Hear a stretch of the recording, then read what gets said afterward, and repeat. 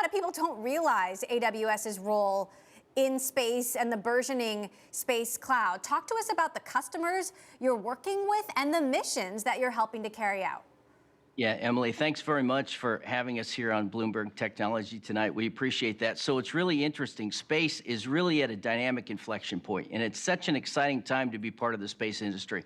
And we're seeing epic and dynamic change, and we're seeing rapid growth, including growth of all the ways that we're using space data around the world to support life here on Earth, from climate control to disaster response and humanitarian, transportation, economics, everything in between. But at the heart of it, what's really interesting is the future of space is data-driven. It's about collecting data, more data than we've ever had before coming down from space. It's about processing, managing, organizing, distributing that data. And those are the things that AWS is really, really good at. Doing all that at scope and scale with speed and in a cost-effective manner. And so that really resonates with our space customers. It's about data management and data processing at its heart. You know, I've talked to Bill Gates, and he said, look, it's great that Jeff Bezos and Elon Musk are exploring space, but I'm focused on making life better on Earth. What's your response to that? I mean, you guys have this huge space accelerator program for startups working in space. What will we get out of exploring the great beyond? Yeah, thank you. Well, that's really interesting because we too are focused on ways that we can use space to make life better here on Earth, making the world a better place from space, as we like to say. So we're working with a company right now today, Fireball International.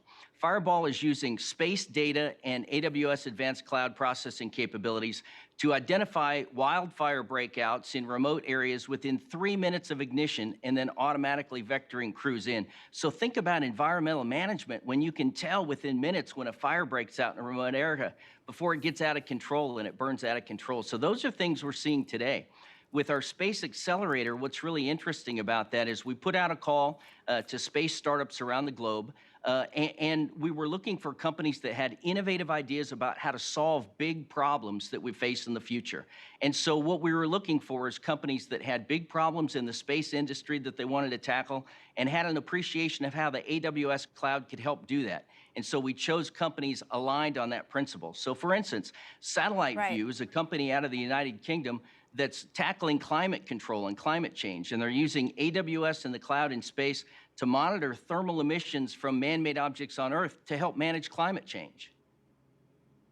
Now, Amazon's Project Kuiper has been competing with SpaceX's Starlink for these low-orbit satellites that are supposedly going to improve broadband and internet access here on Earth. What's the vision for Project Kuiper, given that the satellites have yet to launch?